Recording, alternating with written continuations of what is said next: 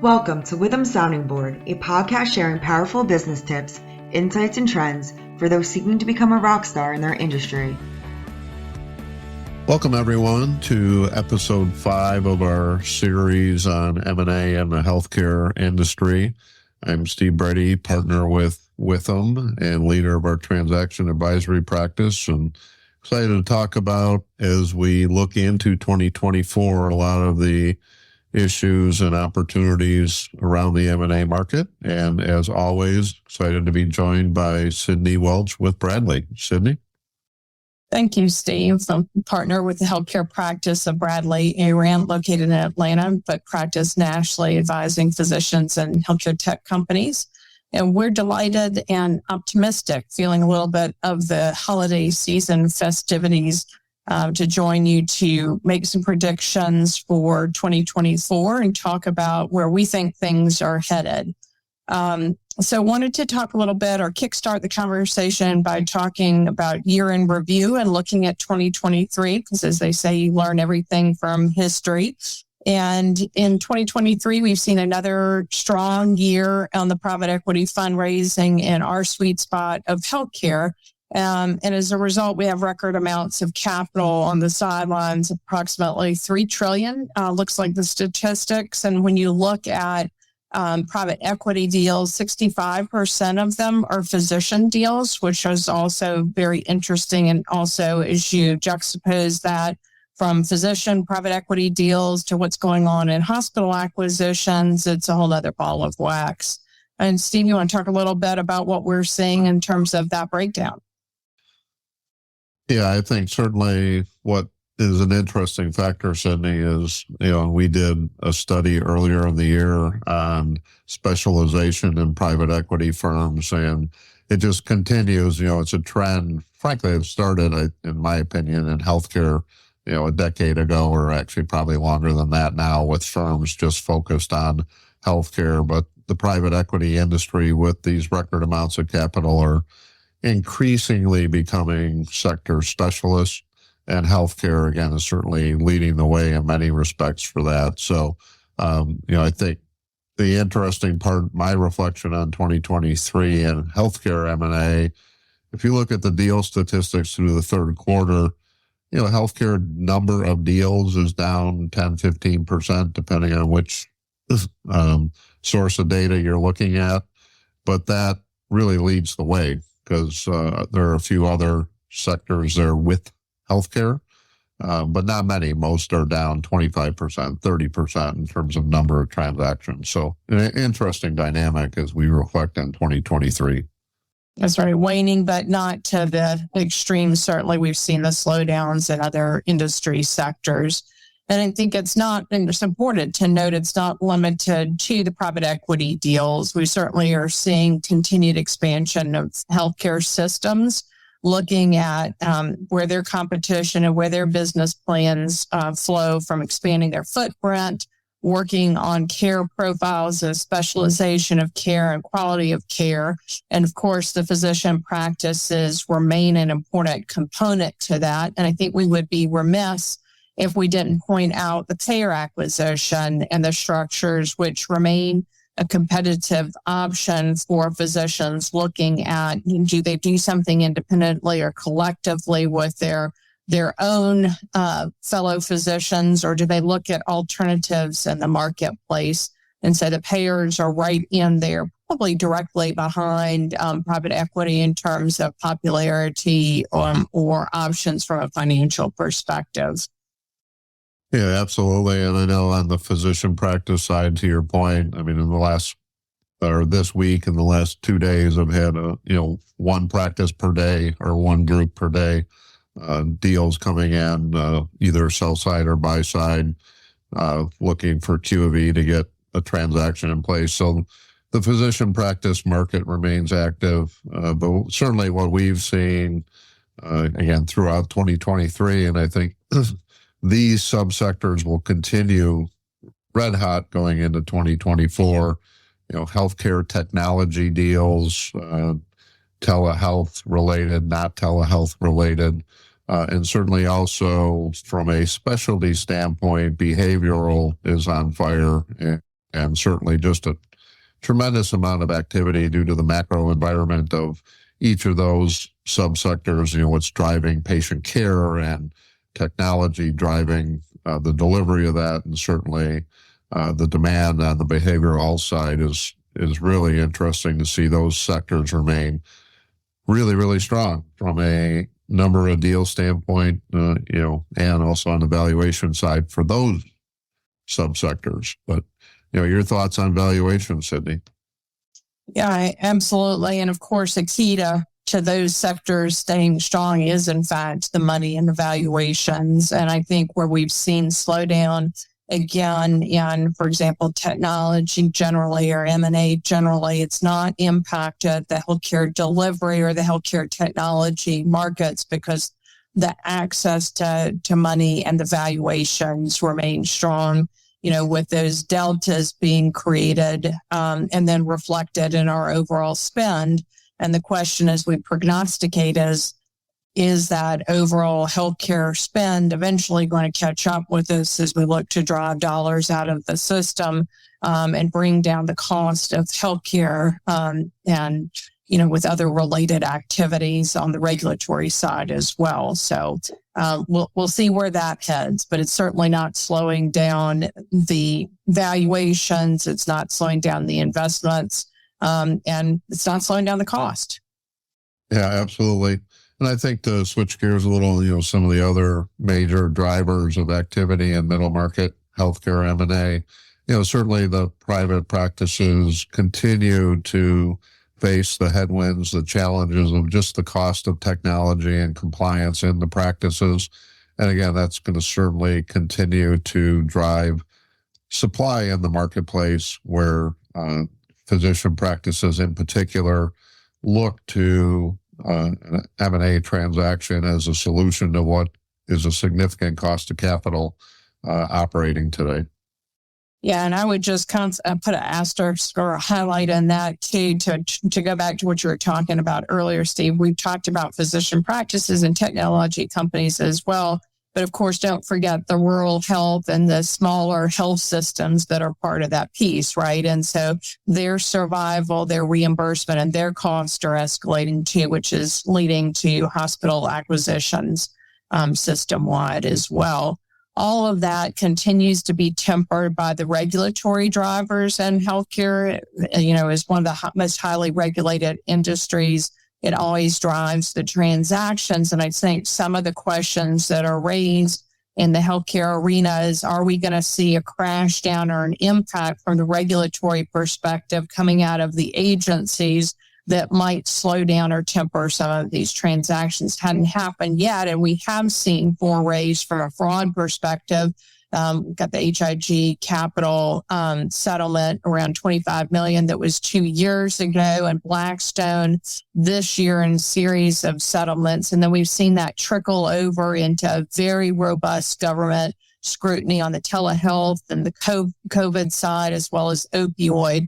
And so I think that the regulators, one has to wonder if they're looking at where the valuations are and where the money is at. Are they going to allow the private investment to continue to impact? Because obviously the argument is that where we're paying in terms of multipliers and on that investment is just perpetuates this drive upward on the healthcare spend. Yeah, absolutely. It's going to be real interesting to see that play out. And certainly one thing that's played out in 2023, was the return of real interest rates. We saw obviously in the first part of the year, started a little bit before that, obviously, but, with the economic uncertainty and interest rates increasing, slowed deal activity down. Again, not as impactful in healthcare just because of the other macro trends. But, I think the thing that we see kind of taking that is that we're kind of back to a normal from an interest rate standpoint. Deal makers who had a decade where they really didn't have to factor interest cost too much into their models. Obviously they did, but it wasn't a significant impact. But we're back to, again, a normal that certainly the experienced deal makers remember the times when the interest rate like we're living today was not only normal, was probably actually advantageous to some of the other periods of time. So hopefully interest remains stable and then on a decrease in 2024, and that'll certainly help deal activity. But again, in middle market healthcare, haven't seen a tremendous impact of that through the year. And one of the reasons, other than the cost is something that can be baked into a healthcare transaction because of the dynamics, but where commercial lenders pretty much exited the market for the most part, or at least stopped lending into M&A deals and kind of sitting on the sidelines with tough credit criteria. The private debt market has filled that real quickly. So whether it's, debt funds specifically raised to help in M&A and other transactions, mezzanine lenders have certainly become busy again. And, private equity itself, some bifurcated funds that will do equity or debt have seen more activity on the debt side. So I think that, the gap is filled. Interest rates are hopefully normalized now with the sentiment certainly as they will decrease in 2024. I think the question is when. Yeah, I think that's right. And the trend on the finance side also has been matched by trends on the specialty side, which we would be remiss if we didn't point out. And, as we've watched what's unfolded in 2023 and looking into 2024, I think we've both seen a growing interest on specialties where you might not have thought that there was going to be a proliferation on the investment front. But things like oncology, cardiology, podiatry, orthopedics, infertility, it's always the OGYs and what's popular. So just like the government follows those trends and specialties and topics, the money and the investment tends to follow those as well. So I think we'll see that as well as continued strength in what we've seen in the past on the ophthalmology and retina front, on the general practice, because somebody's got to be at the center of all of this hub.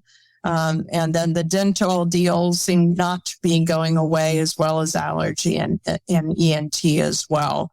I think some of this may be tempered. You look at, is it going to be tempered by access to capital? Is it going to be tempered by the interest rates? Is it going to be tempered by government scrutiny?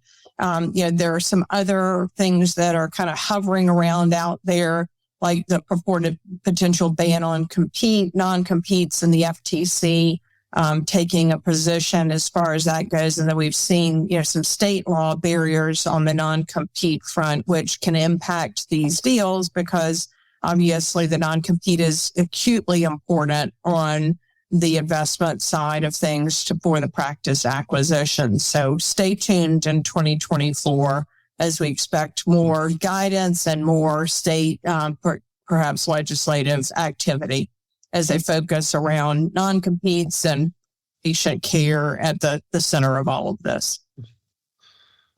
Yeah, absolutely. And so, I think those are the major drivers, at least, of what will impact activity going into 2024. Let's switch gears for a moment.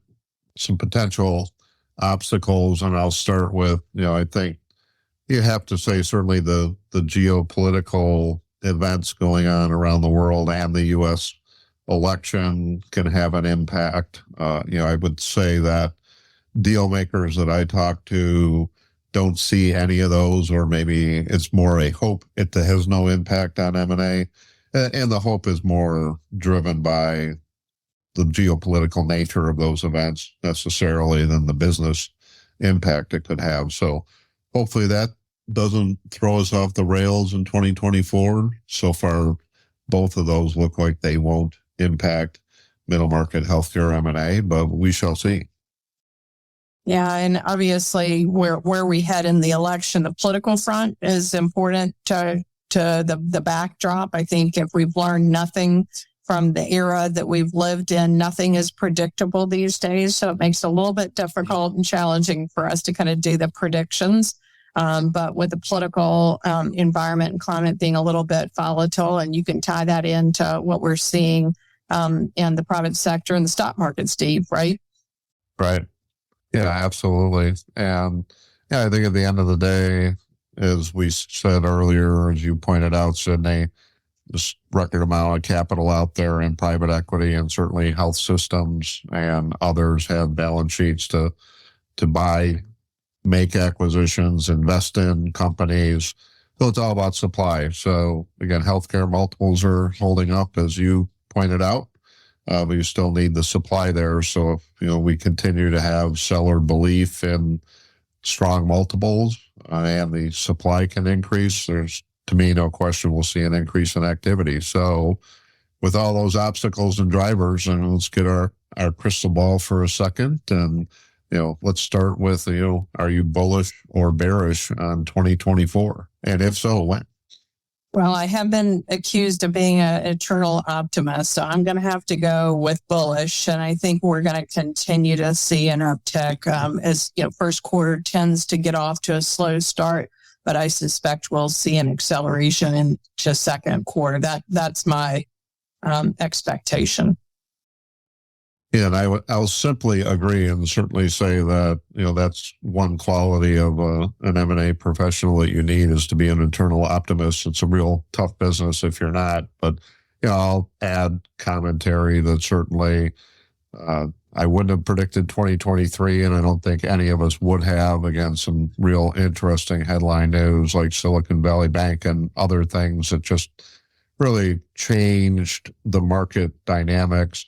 Coming off 2021, that was crazy is an understatement, and most 2022 continued that trend. So I agree, bullish. I think back to a normal, and I'm talking a pre-pandemic normal, when we were all generally busy all the time, but not insanely busy. Probably, being optimistic comes back in Q2, and I agree. I think we're seeing a lot of activity recently. We'll see more activity in Q1 2024 than we did in Q1 23, but back to a normal, I think it'll probably take us a quarter to get there. Absolutely. As always, a pleasure, Steve. Thank you. Likewise, Sydney, and to our audience, thanks for us reminiscing about 2023. That's probably the wrong word, but certainly looking forward to 2024. Thanks for joining us. And Sydney, again, always a pleasure, and look forward to talking to our audience again soon. Thanks. Thanks for joining us. Be sure to subscribe to our podcast so you'll be first in line to hear what's coming next. Don't want to wait for our next episode? Check us out at withum.com. That's WITHUM.com.